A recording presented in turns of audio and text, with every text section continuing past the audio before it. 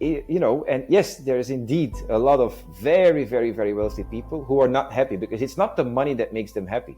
But again, it's the quality of life that we provide. We don't do anything with money rather than receive it when we do our service, when we provide our services.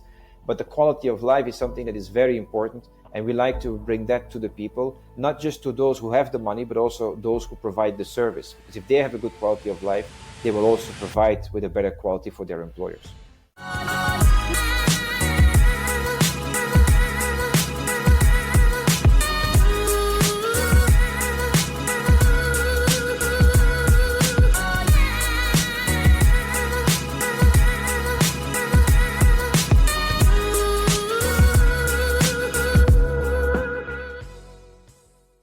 Joining us today is Maarten Bogaerts, the visionary leader behind the Bogart Group. With a career that transitioned from butler to trusted advisor to ultra-high net worth individuals, Maarten has committed himself to raising the bar of service excellence.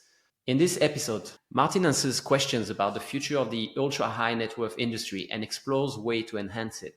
He also discusses innovative tools designed to create a better environment for both clients and workers, along with other exciting projects he's currently working on. Please welcome Maarten Bogaerts. Welcome to the Montclair podcast. Today we have a special guest, Maarten Bogaerts. Thank you so much for being here, Maarten. My pleasure. Thank you for inviting me. Not a problem. Maarten, before we start, I just wanted to understand a little bit because, like I said in a presentation, you've had a long career. You've held some very important roles, but I just wanted to understand a little bit how you started in the industry. If you started from the restaurant background, or if you went to a special school before you could become a butler and all these other interesting positions. Yes, I actually started as a cook. My youth dream, so to speak, was to become a cook, which I did. I went to a hotel school, we call it, but it's actually a school where we learn to be a restaurant owner, so to speak. So you learn to cook, you learn to serve and all these things. From the age of 12 to 18, I did that. And that's where it all started. But when I was... 12? From 12 years old? Yes. Wow. That's the system in Belgium, or the possibility in Belgium to do that. So because I was so motivated to be a cook, my parents sent me over there and I was very happy. But then when I was 18, I started to work in a 3-Michelin star restaurant in the kitchen as well. But after a year, I understood that service was more my thing. So I went into service in the same restaurant and then evolved into the hotel business. And then from the hotel business, I became a hotel butler in that particular hotel where I was working. And then I got invited to the Royal Family of Belgium due to my reputation. And so everything grew from there. And the basics is the simple restaurant hospitality, let's say. But of course, the domestic hospitality is, well, it's completely different. It's much bigger, far more detailed, and these are the things that I really wanted to have. And I was lacking a little bit, actually, even in the 3-Michelin star restaurant in the Palace hotels. Even over there, I was lacking a bit this super big attention to detail, and so this is why I found my calling in the private service. Do you think there's you thought at the time that there was a gap? Or you still think there's a gap between the level in 3-Michelin star restaurant, the level of service, and what you could do in private houses and for ultra high net worths individuals? Well, what I was always taught is that private households or yachts for that matter, because when I speak about households, I don't mean just the houses, the residences. It's any place where the employer would get some kind of service. So that means the houses, the boats, the jets, whatever it would be. So yes, what we were always taught is that in private service, you have to have a 3-Michelin star service at the table and a 5-star or palace service in the rest of the house, so to speak, which is true, but it's not completely true because domestic service is much, much higher. All the modern day standards that you have in the luxury hospitality and restaurant business, they're all based on domestic service.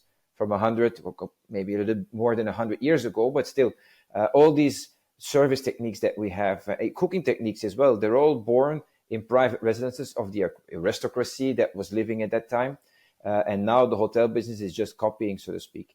But yeah, there is a big difference between private service and professional service. Well, it's all professional, of course, but the hospitality service. But this difference is also relative because every other employer has a different point of view. There's a couple of movies that show this very well, where a young person who became rich very fast did not really get the education on how to spend the money or how to live the life, so to speak. And they might make some interesting choices. They might not want to have this old school classical butler. They might want to have a cool young guy or girl that will do all the work and more like a personal assistant, but like a friend personal assistant. So it's completely different. So there's a lot more variety over there in the private service than there is in the hospitality sector.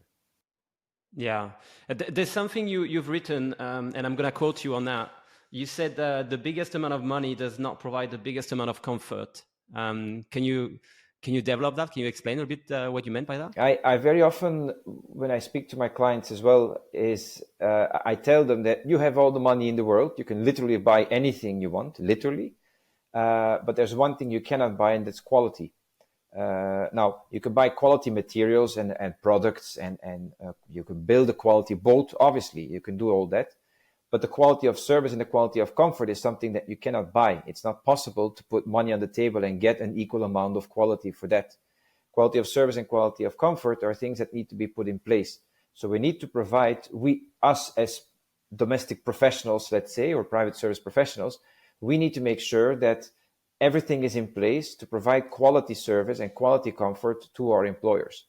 Now, every other employer is different, but every other day is different as well, because the same person serving today or serving the same person today and then another one or the same person again tomorrow, it's going to be a different day. There might be different emotions and all these things. So the quality will differ on that point as well.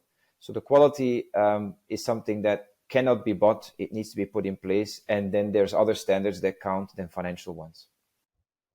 So how do you get into this industry? Because let's call it an industry. The name of the podcast is the Montclair podcast, and we looked into the life of the people in the ultra luxury industry. So that's why I'm calling general this as an industry. How do you think you can get into it? And the question within that question is, do you think you have to go through a restaurant, perhaps a Michelin star restaurant, or a hotel, a prestigious hotel background, or can you get into the industry through a school, or is it what's the best path in your opinion?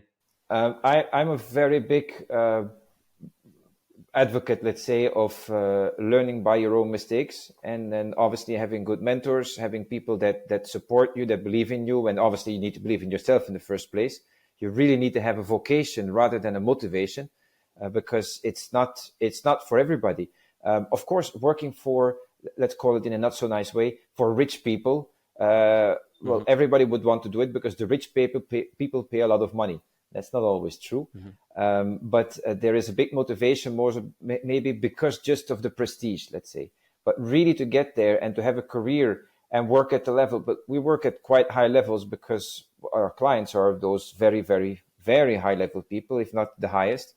To get to those people, obviously, you need to have a certain set of experience, obviously, but also a set of ethical rules, maybe. And those ethical rules, you can get them from home, but most probably you will get them from workplaces. You will get them by burning your fingers and by remembering how you burned them and then making sure it doesn't happen again. So learning by your own mistakes is a very important point. Going through the institutions, so there are certain schools, like the butler schools that you have in different parts of the world. It's a valid system, so you can definitely get an education in a butler school, and then you have a diploma of a butler, but that doesn't give you anything but a paper. It gives you a couple of months, maybe, experience in that school, but that's a sterile environment. You will always have a teacher who will explain. There's always somebody to back you up, and even if they might shout at you during those courses, it's not a real life situation. It's not the real character of the real type of employer. So, and even if your butler school or the butler school is located in a very prestigious location, like a castle from whatever the 13th century or something, that doesn't give you a reality check on today's castles, because they don't look like it happens. It exists, yes, but it's really rare that people still live in those. The big houses today are more modern than they are, so more technology based than they than they were in the past.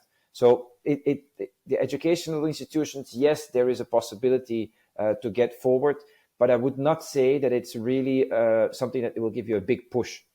I think that if you can show your experience, your motivation, obviously, and your determination, I think that will help you a little bit more than the educational institutions that you might get a diploma from, but not excluding them, of course, completely.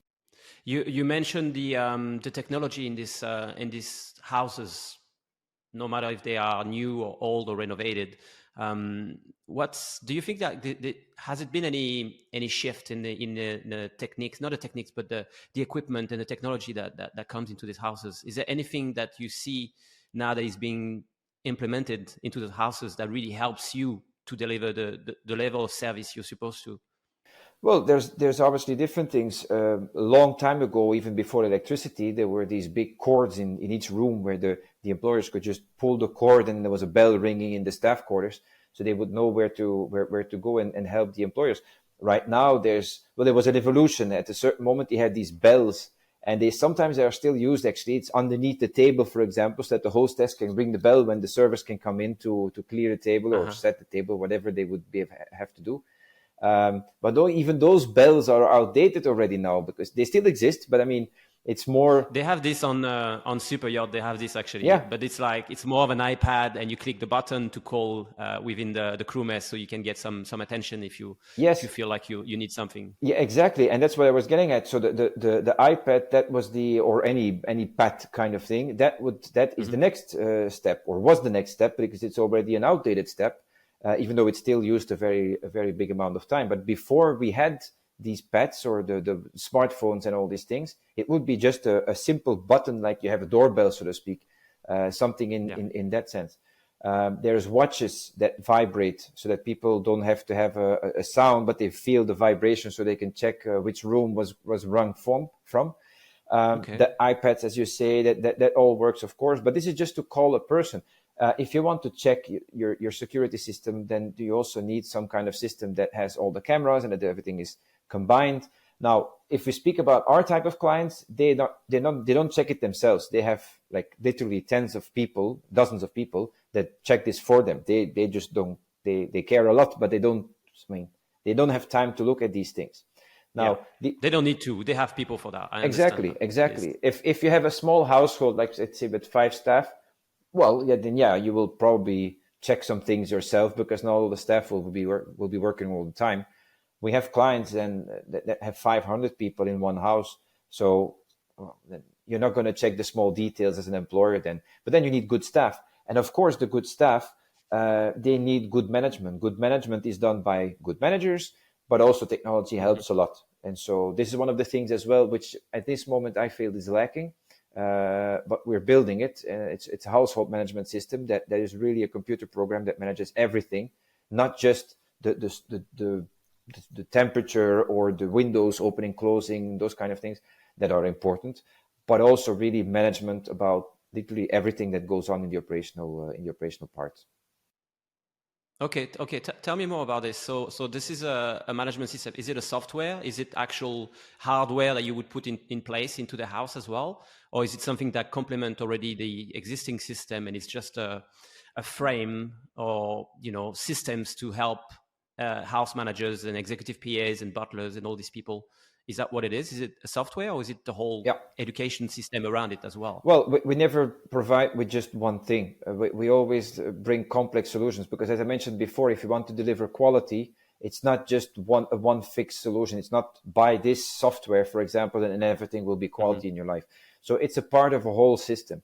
The household management system is, in the first place, a software program where the people who are using them have different access codes. There are different categories that are managed. It goes up until security. It goes very far. So you can have a system which is working only for your household. In a household, again, these are all the residences, the yachts, and the jets. Everything operational is managed in that system. That includes the standards, the SOPs that we all need to have. But there's also other information about the employers. There's information about the scheduling, not just the scheduling of the staff, but also of the housekeeping, of the technical aspects, etc. Security, as I mentioned before. Safety and security are different things. So all these things are managed within the framework of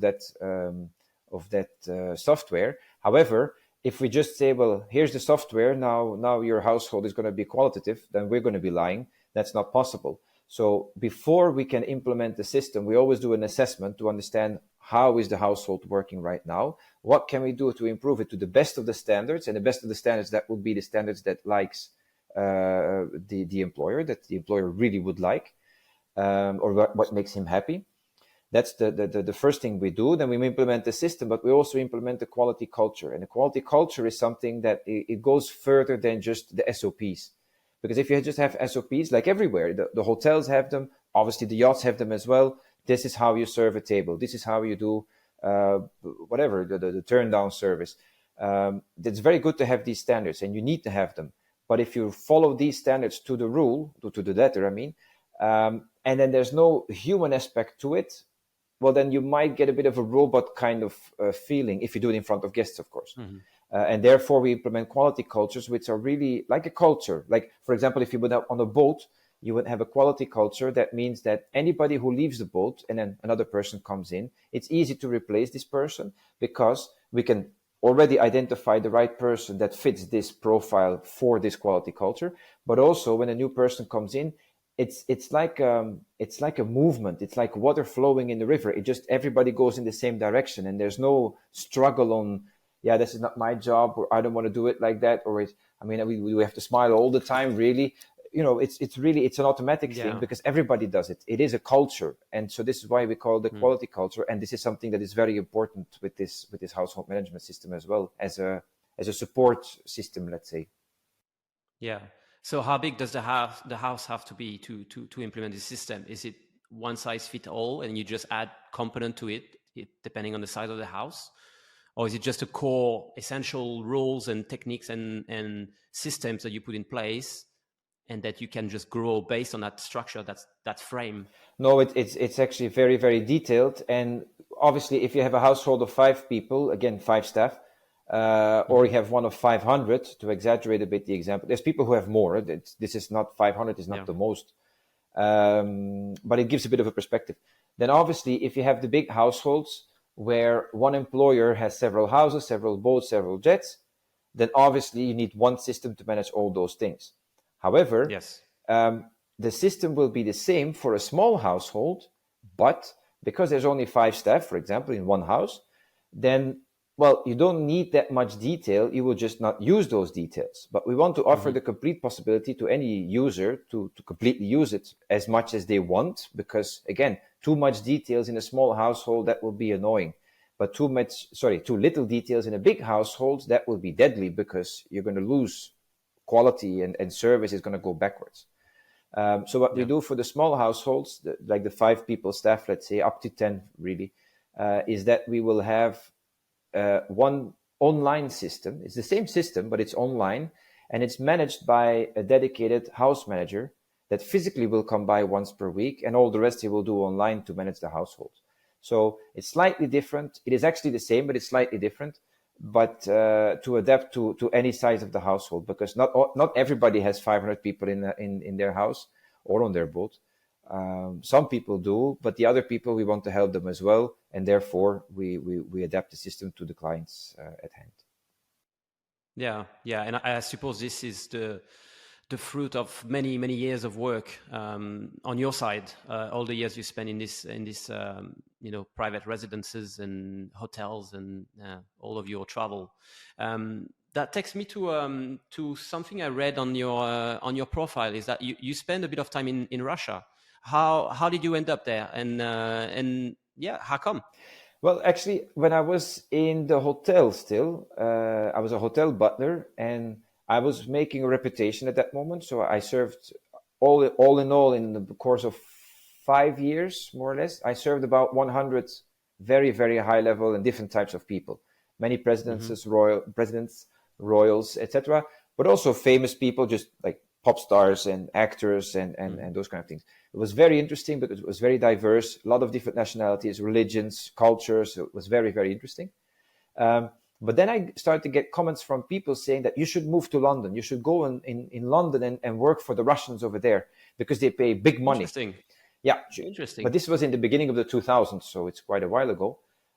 you should go there because they pay a lot of money. You don't need to speak Russian. You just work there and then they give you a lot of money. But I was not interested. I mean, everybody likes to earn money. But I felt that like that's not the right motivation. Just go there to get a lot of money.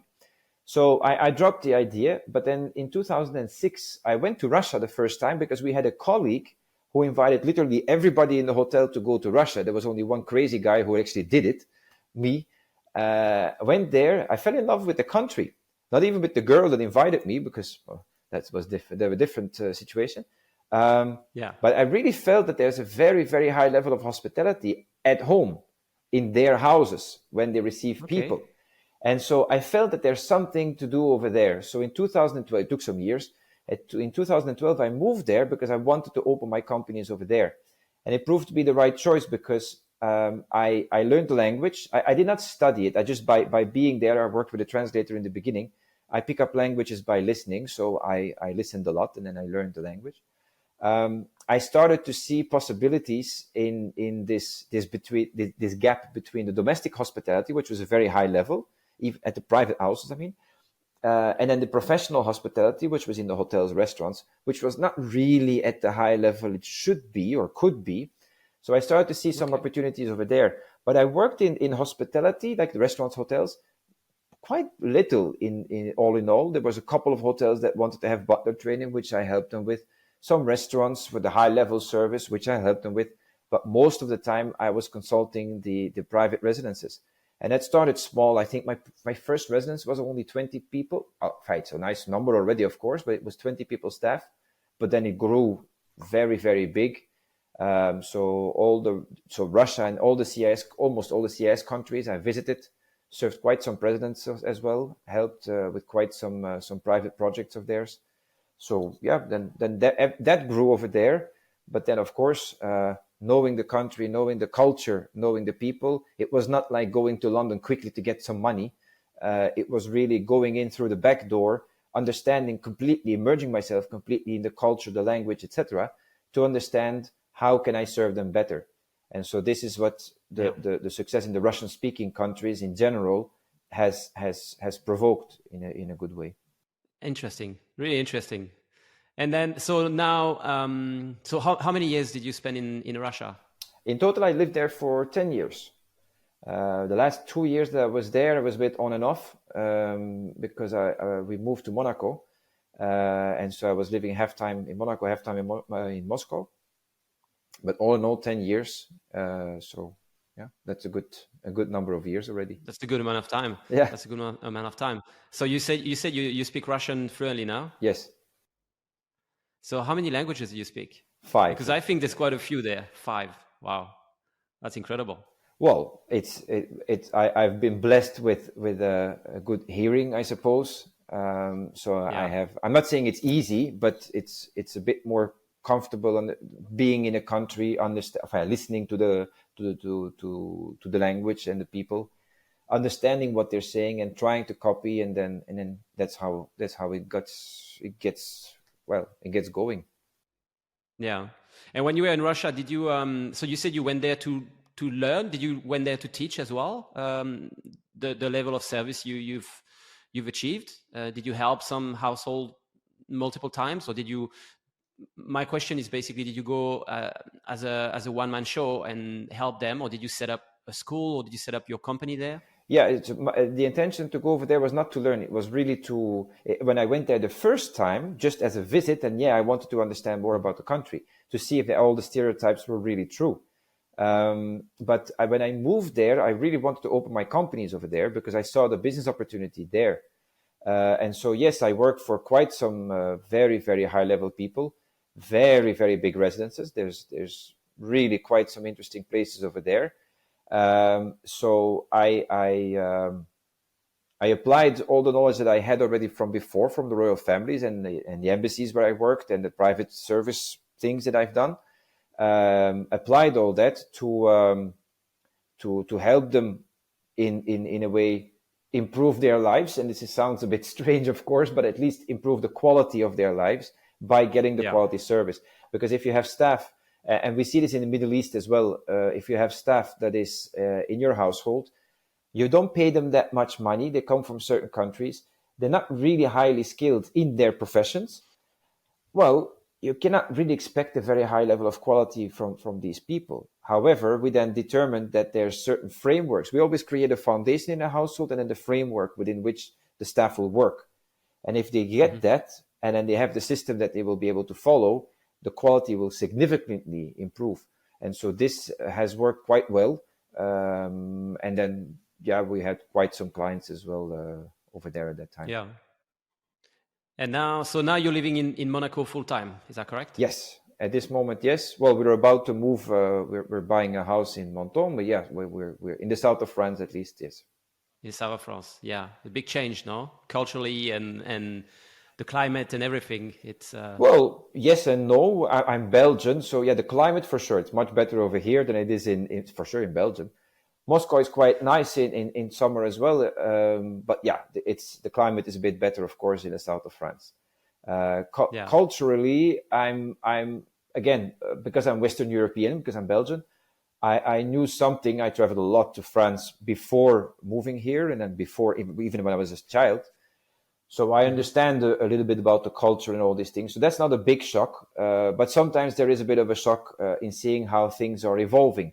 Like the evolution that we have now also in service, for example, just restaurant, hotel service, but also in private and domestic service. So there's a bit of a difference, let's say. There's a different service culture over here than there is in Moscow, or there is in London, there is in different places.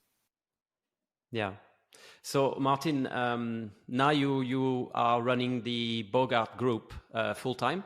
Can you tell us a little bit about what that englobes and what are you working on, and what's the active business? Because I know you're always on the move. So can you tell us a little bit about what you're doing now? Yeah, that's why I always call it a group, because it's just easier. There's different companies that we have that all provide with different things, but they're all concerned about the same thing: quality. Quality is our main word. Yeah. We want to provide quality to those who want to receive it. Now again, quality is different for everybody, so there's always a question about how do you do it. So I mentioned already before, especially when we speak about the private households or the ultra high net worth individuals, even if they have all the money in the world, and we have a client, for example, who has literally got 1,000 companies scattered all over the world, and well, I don't think it's a big exception within this small group of people, obviously, and he does that very well because he's a multi-billionaire. However, when he comes home, he cannot manage his household. He does not know how to do that.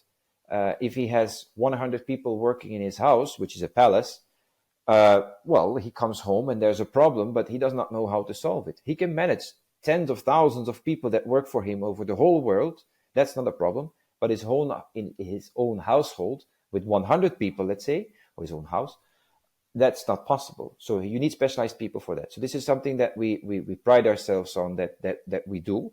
But not just telling them what to do. We first of all are going to analyze the whole situation to see if everything is correct. We also don't like if the employers, for example, yes, they have a lot of money, but it does not mean that they have to lose a lot of money. So the efficiency also in the financial aspect should be there. We look at that. We look at efficiency of staff, efficiency of scheduling, efficiency of everything, really. So we do the household analysis, then we implement the household management system, and then we do the quality management for that household as well. This is one of the companies that does all this. And then there's some side companies that do other things. Other things meaning, we have a small company over here in Monaco, by the way, that because it didn't exist, we just created it. It's a company that takes care of shoes and bags. It doesn't exist, so we created it. It exists in other parts of the world, of course, but not over here, which I was very surprised for. And all our clients that are over here or elsewhere as well, well, they buy very, very nice shoes and very, very nice bags. But when they got worn off a little bit or scratched or whatever, they cannot bring them anywhere. And so we take care of that as well. It's a small company. I call this my baby. But I love my baby very much because it's something very small, but it also shows that we have this hand-on approach. That's a bit the situation it's like the butler, like the royal butler who works for the king or whoever, the princess and etc., and who does his job, but his job is to make his employer shine, not himself. Yeah. And so I'm not looking for world-like fame that everybody knows me. I would like to be known by those who need to know me. And I prefer even that my employers or my clients take all the credit. They say that they did all that. I really couldn't care. On the contrary, I would be very happy that this would happen.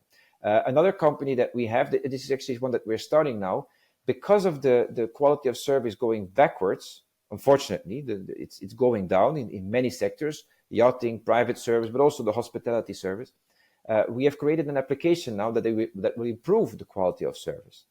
So we're very proud of it. Okay. We're now in the testing phase, and I hope by the end of the year to launch it completely to help the whole world. We're going to start in Europe and the Middle East first, but to help the whole world to improve the service, not only for the people who are the paying clients to receive better quality of service, but also for the workers who give the quality of service, to put them on a pedestal and show, like, look, these individuals, they're really the top ones. And obviously, this is going to give them benefits like better salary, better conditions, better workplaces, maybe. Mm-hmm. And this is the reason why we did this as well. Is it like a rating system? It looks like a rating system, yes. But it's different than the ones that exist already, because we really want to help the individual people. As I mentioned already a couple of times, quality is personal. It's subjective to every other single person. And we want to make sure that anybody who uses this application will get the benefits for him or herself out of this application. So yeah, there's part of it is rating. There's different things that will help the worker, also the employer of the worker, but also the consumer who uses the services of these workers. Yeah. So this is not just for private residences and super yachts, or is it also for restaurants, for... It's for everything around hospitality. Yes, it's any service profession. And it's even, well, of course, the easy examples are the restaurants, the hotels and the restaurants, because there you have the waiter who serves you the food, you have the receptionist who does the check-in, etc. Private residences and private yachts, there's going to be we're still working on a special edition for those. The charter yachts, they're being tested at this very moment already. So charter yachts, okay, because there you have different guests coming on board, let's say every week or every 2 weeks, you have new guests coming on board. So you will be able to get more reliable statistics than you will be able to have on private yachts, for example. But it doesn't just stay in the places where we serve things. It's also about the luxury shops that you have in Monaco or anywhere else. If you go to a shop, it could be a supermarket as well. That's also a service in a way. You take your things, you put them in the cart, but there's a lady or a man sitting at the cashier that is scanning everything, and then you pay to that person. It's also a service there to help you get out of the shop without having problems and have the food that you would like. If you want to buy a 20,000 euro bag at Louis Vuitton, for example, it's how you feel with it. There are certain brands that now are like actually giving a very bad service. I wanted to be diplomatic, but some brands are giving a very bad service. It doesn't say that the product is bad, but the service is bad. And if the service is bad, it diminishes the value of the product. So in the end, everything goes down. And so it will help these companies as well, the individuals who are really the high-level motivated people who say, like, I want to be the best, or I want to give the best service, I want to give happy feelings. And money comes, it follows. The sales, that will follow. But if the first motivator is money, people will feel it, and it's going to be like, yeah, but still... And the emotions are better in that shop. So I will go to that shop because I feel better over there. And I think that is something that needs to change, which we will change, of course, because, well, we're doing it right now. Yeah. No, that's amazing. And please let us know as soon as it's out, and if we can check it out, or even if you need some beta testers, I'm happy to jump on it and give you a hand. My pleasure. We always are happy to show it to people. We're obviously very proud because the comments that we get from people that we show it to, obviously quite some investors as well, but just people from the hospitality industry, domestic industry. That's very, very, I think 99% are very enthusiastic because it's a completely different concept. It doesn't exist. And it really puts the individual forward, which we wanted to do, because the individual will decide on the quality, and then so we give them now a tool to do all that. Yeah, no, that's amazing. So what's let's just say your company is doing well in 5 years. The app and the whole system is working. Your little baby is growing up, and you need to open another 10, 15 shops around the world. Let's just say money is not an issue for you anymore. Where do you see yourself? Oh, I have 7 more projects that are in the pipeline. We're going to expand even more. There's a lot of things that are insufficient, I believe. Ultra high net worth individuals, again, they can literally buy everything, but not the quality of service and quality of comfort. And there's a lot of things that are not really at the level that it should be. There are certain places that are or there for a very long time, but are not really at the high of their game anymore. That's one type of client. And a second type of client are the newly developing countries or cities that are building from scratch. And in the Middle East, you have quite some of those projects where people, yes, they have a lot of money and a lot of investment is going in there, but money does not buy you quality, as I mentioned before. And so we have projects and companies in the pipeline that are going to do exactly that are going to help that the money spent. We're not economists. We don't tell them how much should you spend to build a building. That's not what we do. However, we do look at the quality of life that is going to come in those buildings or around those buildings when you have them, around those cities. It is being built from scratch in the desert. Okay, good. You need people there. What kind of people? Yeah. And how are you going to train them? Or it's not training, sorry. It's how you're going to educate them. How we're going to get the quality culture that we spoke about before. If we do it for a household, we do it for big households. We also do it for cities and countries. So there's a couple of projects that we're going to do with that. And then there's other things as well, again, having to do with silver, by the way, because these are small things that the butler does normally, because there's less and less of these kind of butlers that really can do all these tasks. We will help now, and we will soon open in the south of France as well, a small company that will do silver polishing, just to help the yachts, for example. They don't have time. It's after the season. Everybody's out already. There's only one stew left on board. And then we just take it from them. We put it, we polish everything and then give it back to the boat. So these are also things that we do. And whatever comes on our way, we're going to have an educational institution as well for all the trainings that we have. So there's 5 years from now, we'll do another podcast if you would like. Yeah, you have a lot of ideas, a lot of things in a pipeline, like you said. For sure. So this is work. What do you do when you're not working, or do you just work all the time? Yeah, that's about it. This is my. Yeah, no, but I get that question a lot, and weekend is not a weekend for us. I mean, in a sense that 2 days off doing nothing work related. So there's always something Saturday, Sunday, and I never made a problem out of that. So I never have the Monday morning blues, because there's no Monday morning if you don't have a weekend. Yeah, 100%. I can relate to that. Doesn't matter. Monday is just a day. Exactly. It's not the start or the end of anything. It's just a day. Exactly. In the middle. And so I don't have this. I very often forget which day we are, because there's no days off, so to speak. However, I do try.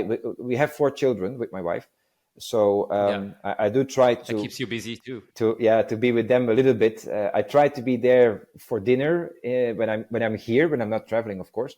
I try to be there for dinner, get them to bed, but then very often after that I'm leaving again. There's many companies, and some of them, as I mentioned, the shoe company, that's very small, so I do a lot of the things myself. But during the day, there's no time because of the meetings, because of the different projects, etc., etc. So I do them in the evening or even at night. So there's a lot of sleepless nights, which is fine. I mean, I'm working very hard for the things that I love, and obviously the things that I love in the first place is my family. But I mean, also the fact of being able to provide things and to create ideas and then implementing them, not just creating ideas of just putting them on paper and say, oh, I have this idea. No, but really creating them physically in real life. That is a big love of me as well. And so it's a big combination. So my free time, there is no free time because I'm constantly busy with something. But if it's my family or is it my work or something that has to do with work, it's always connected because it's a way of life in the end. Yeah. No, I understand. And what about your health? Do you think it's healthy to work all the time, or is it healthy for you, or how do you support your own health? Actually, I don't do much. I do my sports in the morning. So I get up in the morning, I do some sports, just some simple calisthenics. There's nothing special to it. And that's about it. My wife is a doctor, so she does help me a bit, but we don't really like medicine unless it's really medication, unless if it's really necessary. So we like healthy food. We like to sometimes we eat a hamburger, but then we get sick afterwards because it's too greasy. Yeah. So it's difficult to explain. There's not really something that I do special other than other people. But I do think as well, and this is something that I've seen myself as well. I wonder sometimes. So, okay, this particular client of ours is 65, 70 years old, which is not really old, but sell everything, go and enjoy life. But no, these people are still working 7 days a week in all their companies or whatever activities they have. And they do enjoy their time on their boats and their jets and parties, and of course, but they are still constantly working. So I was always wondering why. But at the end, I understand as well. I was asking, my father and my uncle, when respectively they went on their retirement. And I was literally, I could not get it in my head. I was asking, what are you going to do? Like the whole day, you just wake up and then. So I cannot imagine not working. And work has different, variants or different layers. You can work, let's say, like I did before, in the restaurant and serve tables every day. There's people who do that as a career their whole lives, and it's very prestigious even in Europe to do that. There's other people who are managing, and other people who are saying like, yeah, I really want to have a 9 to 5. I just want my salary every month, and at the end, I want my retirement so that I can just do nothing the whole day. Well, not nothing, but just walk around and not going to work. I'm not that kind of person. I really want to be busy. I like to create, and I have to create, because if not, then my head will explode, I think. So it's a necessity to keep going. Do you feel like you have something to prove? No, but I do believe that I'm blessed with my capabilities, let's say, or the things that I'm able to do, and because of that, or your drive, or I'm very grateful. motivation. I'm very grateful for the possibilities that I have. I created them for myself, obviously, but still, I'm very grateful for them, and I like to share this with people. I like people. I like to help people improve their lives. That does not mean that I can help everybody. It's absolutely impossible. But those who are motivated, they get attracted to this drive, and then very often these are people that I offer jobs as well, because if they're attracted to it, it means that they're interested, and then we can develop those people, and together as a team we can develop even more people, to then have more people in the team to develop even more people. And so it's a big snowball effect that I like to see develop, because there's a lot of people that are not really so happy, even if they work on the super yachts, for example.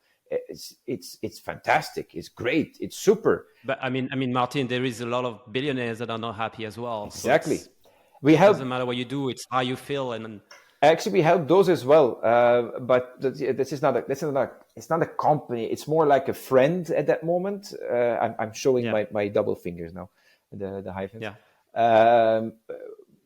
And yes, there is indeed a lot of very, very, very wealthy people who are not happy, because it's not the money that makes them happy.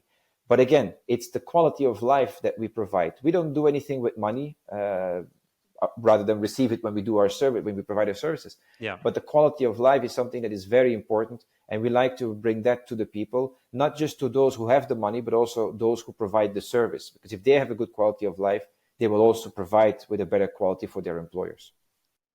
100%.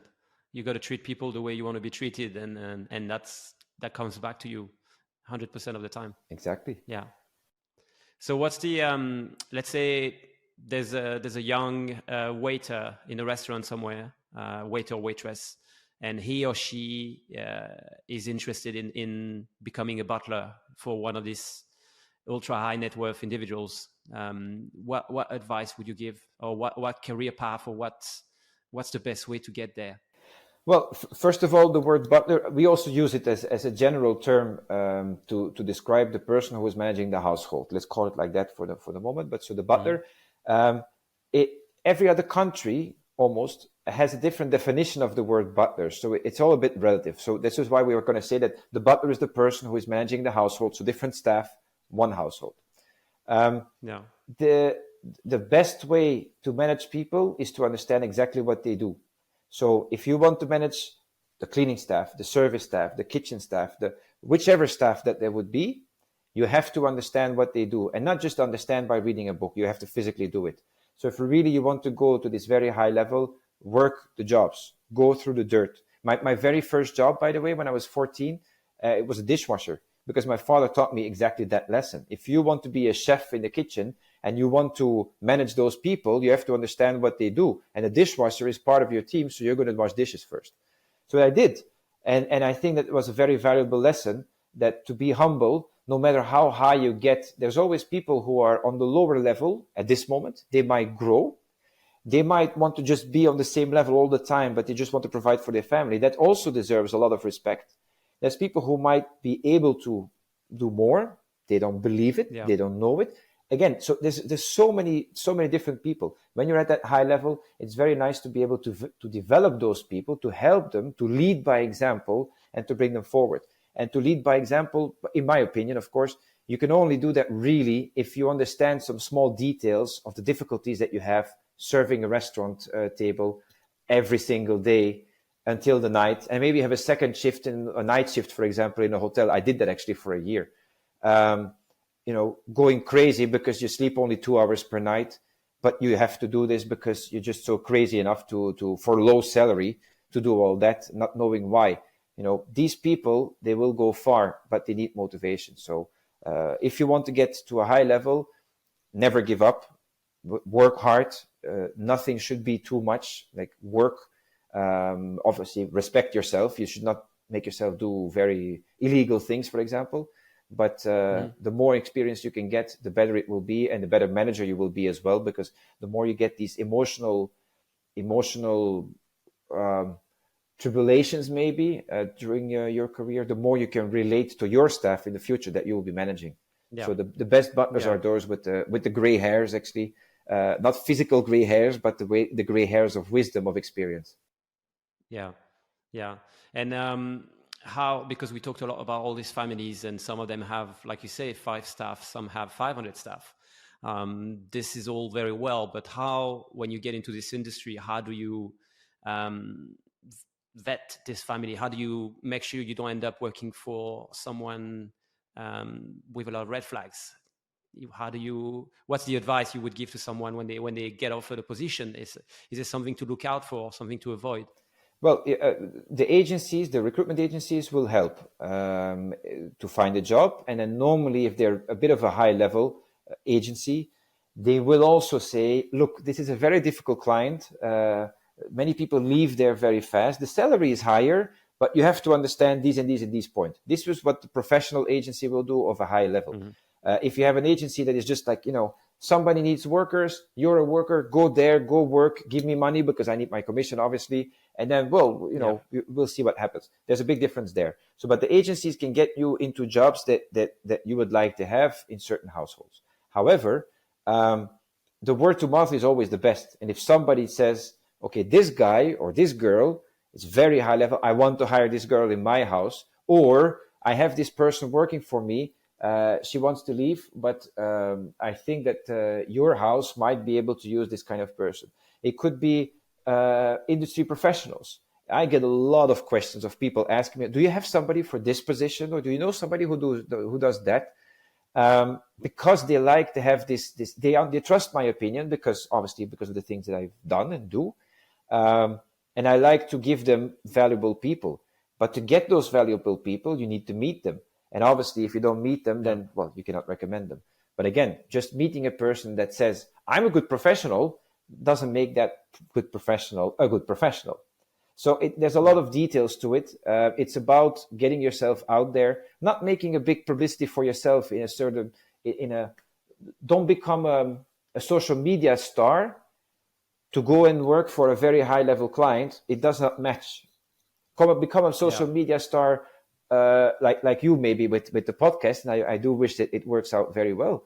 That this is like a voice in the industry, from the industry, but not a person who is now in the industry trying to earn more salary for him by doing this podcast. You understand? So it's really important about the motivation, the vision that you have. Never give up, because it's hard, it's difficult. You don't get the best jobs just like that, but you need to open your ears and eyes and follow your heart. That's the first prerequisite. Your heart will always tell you where you really want to go, but you have to listen to your heart as well. Yeah, no, that's a very good advice. Thanks, Maarten, for that. I think it's very true, and it comes from many years of experience, so you know what you're talking about. A little bit. Maarten, you have 2 hours. You have 2 hours with someone, past or present. You go somewhere for dinner. Where do you go, and who with? Anybody from the world, or Anybody, past or present. Now I'll go and see Elon Musk. Interesting. Where do you eat? Most probably, there's some. I cannot say names, I suppose, but I like these places where you can sit down and hang a little bit. Well, you can say the name. You can say the name, Maarten. No problem. There's a place over here. Unless it's a private house, and no. But No. if it's a public restaurant, it's if you like it, say it. There is a place over here in Monaco which we like very much with my wife. It's called La Note Bleue. They have jazzy kind of music. They have a lot of live music over there. The service is very nice, and the people are very nice. The food is very nice, and the prices are decent. They're not the cheapest, but they're definitely not the most expensive. I don't like to because Elon Musk is the richest guy in the world. I'm not interested in him for that thing. I'm interested in him. Why? What are you interested? His head. Because there's a lot of things that he does, and there's a lot of similarities with what we do, even though we don't work in the same fields. He does rockets and cars and technology and all these kind of things. We do comfort, completely different sectors, completely different fields of work. However, his head is working in a certain way that we can relate to, that I can relate to very much. And there's a lot of things I think that can come out of that meeting. So this is why this is a person that I would definitely have a 2 hour would be actually a long time, which I would be very grateful for.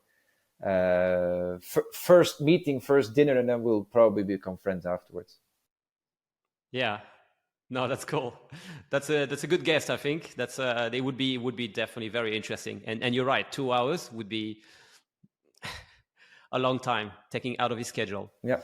Maarten, thank you so much for the chat. It was awesome. Thank you for the invitation. I hope we get to do it again in the future. Tell me, is there anyone you think I should have on the show?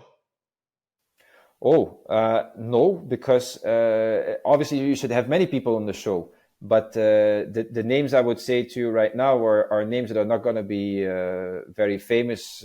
Like nobody will know them. But I will definitely have some names that I can send you later.